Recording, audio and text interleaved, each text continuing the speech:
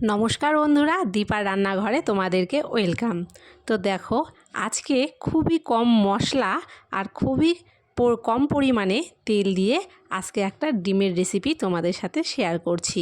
তো পুরো ভিডিওটি দেখতে থাকো আর ভিডিওর শেষে অবশ্যই জানিও আজকের রেসিপিটি তোমাদের কেমন লাগলো। যদি ভালো লেগে থাকে অবশ্যই কিন্তু একটা লাইক করে দিও। তো ডিম রান্নার জন্য আমি নিয়েছি এখানে 4টে ডিম, নিয়েছি আলু কেটে, টমেটো, পেঁয়াজ, শুকনো লঙ্কা, আদা আর রসুন। তো আজকে আমি গোটা মশলাগুলো বেটে নিয়ে রান্না করছি। তার জন্য শুকনো লঙ্কা, আদা, রসুন এখানে দিয়ে দিলাম। তারপরে দিয়ে দিচ্ছি জিরে আর এখানে দিয়ে দিচ্ছি সামান্য পরিমাণ জল। এবারে আমি মশলাটা মিক্সিতে করে নেব। তারপরে এখানে কড়াই বসিয়ে কড়াইতে দিয়ে দিলাম তেল আর একে একে ডিমগুলো এখানে আমি ভেজে উঠিয়ে নেব। তারপরে ডিমের মধ্যে দিয়ে দিলাম সামান্য পরিমাণ লবণ। তো দেখো, ডিমটা দুপাশে এভাবে আমি লাল করে ভেজে উঠিয়ে নিয়েছি। এবারে ওই কড়াইতেই আমি এখানে দিয়ে দিলাম সর্ষের তেল। তারপরে এখানে দিয়ে দিচ্ছি আমি জিরে ফোড়ন। তারপরে এখানে দিয়ে দিচ্ছি একটা দারচিনি আর একটা ছোট এলাচ ফোড়ন। তারপরে কুচি করে কেটে রাখা পেঁয়াজগুলো এর মধ্যে দিয়ে দিলাম। এখন পেঁয়াজটাকে একটু লাল করে ভেজে নেব। তো দেখো, পেঁয়াজটা একটু লাল করে আমার ভাজা হয়ে গেছে আর আগে থেকে বেটে রাখা মশলাগুলো এর মধ্যে আমি দিয়ে দিলাম।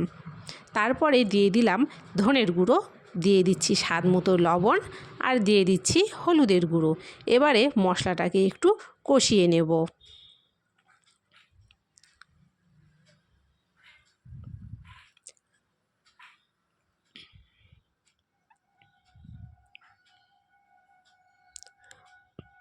মশলাটা একটু কষিয়ে নেওয়ার পরে কেটে রাখা আলুর টুকরোগুলো এর মধ্যে দিয়ে আবারও কিছুক্ষণ খুব ভালো করে কষিয়ে নেব।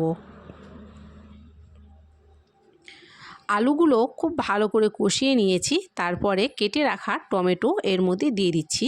এবারে টমেটো গলে যাওয়া না পর্যন্ত মশলাটা খুব ভালো করে কষাতে থাকবো। তো দেখো, মশলাটা খুব ভালো করে কষিয়ে নিয়েছি, টমেটোগুলো গলে গিয়েছে আর এদিকে কিন্তু আমাদের আলুও সেদ্ধ হয়ে গেছে। এরকম অবস্থায় এখন আমি দিয়ে দিচ্ছি পরিমাপ মতো জল।